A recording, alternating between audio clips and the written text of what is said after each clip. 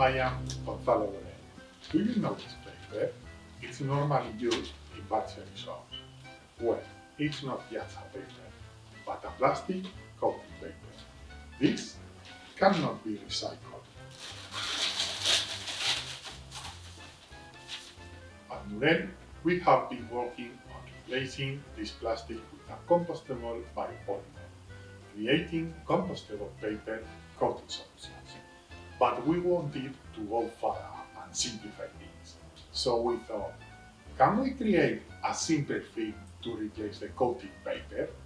This is how we created THEA Paperlite F18P, a compostable biopolymer that can be processed as a standard cast and blown polyethylene film extruder.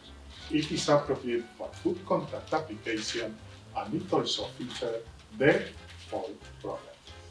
This new development can be applied to fresh food packaging, bakery bags, or takeaway food wraps.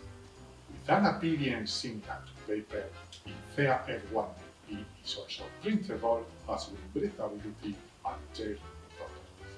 But it also offers many advantages over traditional paper, such as thermoforming, sealing, and good grease resistance. INFEA inspires sustainable solutions for traditional plastic applications.